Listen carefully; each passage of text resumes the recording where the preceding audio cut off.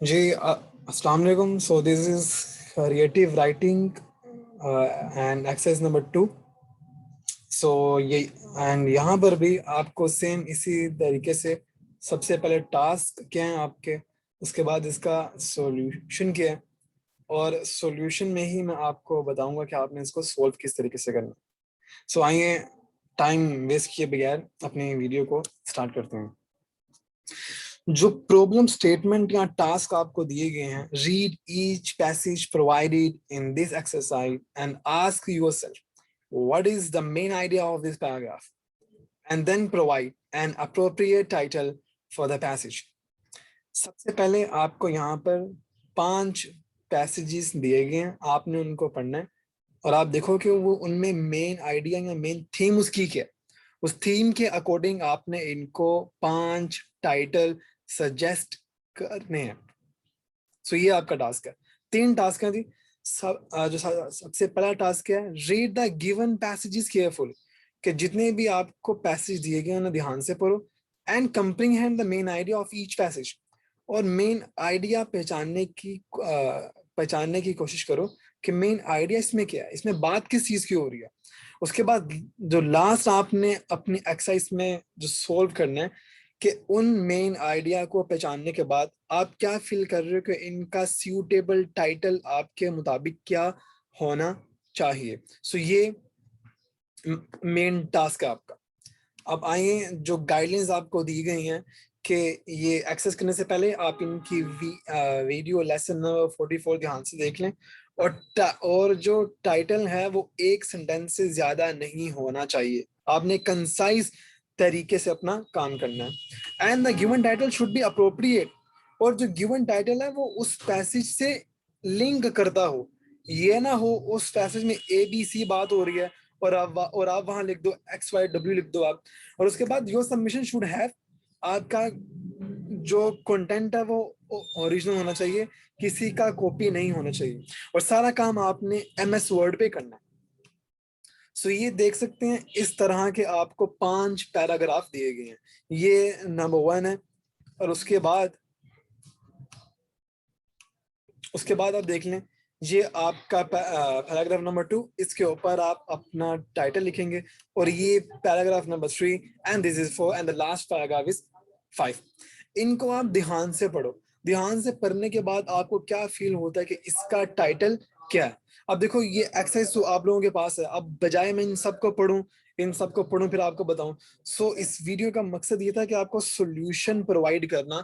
सो जो मुझे फील हुआ, जो मेरा एक्सपीरियंस था कि इनका सूटेबल टाइटल क्या होना चाहिए, मैं आपसे वो शेयर करता हूँ। और फिर आपको टाइम मिले तो आप भी ये ध्यान से पढ़ो सब कुछ, और फिर जो मेरे टाइटल्स हैं आप वो देखो क्या उनको सूटेबल हो रहे हैं। अगर नहीं तो आप मुझे कमेंट करके बताओ कि नहीं जी आपके टाइटल हमें सूटेबल नहीं लग रहे। सो लेकिन जहां तक मेरा एक्सपीरियंस है, जो मैंने काम किया आप वो देखो। और ये paragraph I suggest and I strongly recommend कि आप खुद करो ये काम, पढ़ो। लेकिन सिर्फ आपके लिए मैं ये फर्स्ट पैराग्राफ आपको पढ़ के दिखाता हूँ, उसके बाद जो सॉल्यूशन है वो मैं आपको इन सब का सॉल्यूशन प्रोवाइड करूंगा।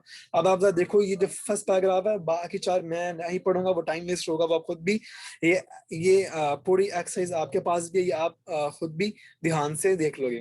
अब चलो मैं एक पढ़ता हूँ, उसके बाद आपको इन 5 के टाइटल दिखाता हूँ। स्टार्ट में क्या कह रहा है, it is hard to imagine what things were like before there was money, but such a time did exist. During these times, people exchanged goods using the barter system.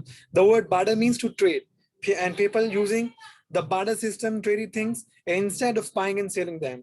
So, if you were a rice farmer, you would trade your rice with many people to get all the things that you wanted or needed. Unfortunately, the people from whom you needed things might not want your rice.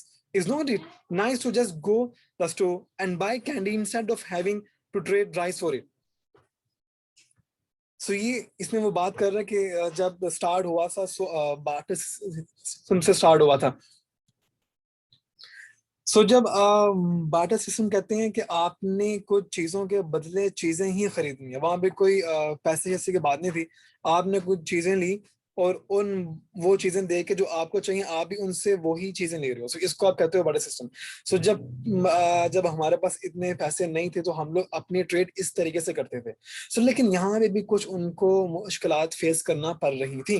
For example अगर मैं कह रहा हूँ आप मुझसे ये चीज दे लो, वो दे दो, अब वो कहता है कि जी मैं तो आपको चीज दे रहा हूँ लेकिन मुझे वो चीज नहीं चाहिए।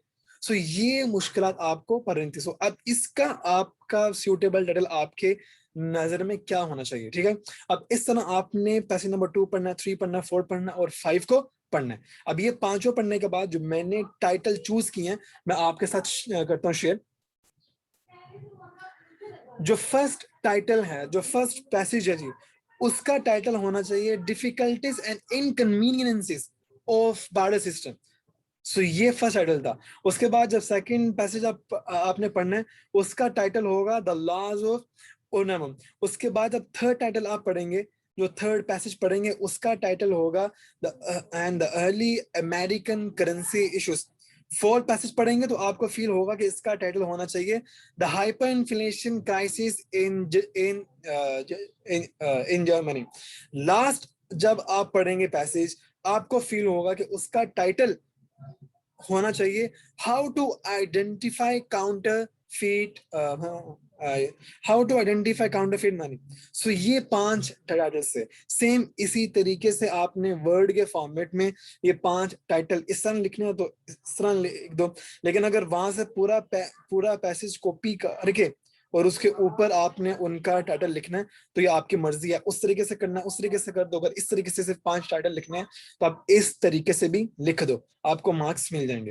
Hope you like the video. मैं अगर चाहता तो इस वीडियो को ज्यादा लंबा कर सकता था, लेकिन उसका फायदा इतना कोई नहीं है आपको। क्यों उसका फायदा क्यों नहीं है? क्योंकि ये एक्सेस आप लोगों के पास है। आप लोग ध्यान से पैसेज पढ़ो और पैसेज पढ़ के देखो क्या ये 5 टाइटल उन पे सूट कर रहे हैं या नहीं कर रहे। And hope you like the video. Thank you so much for watching.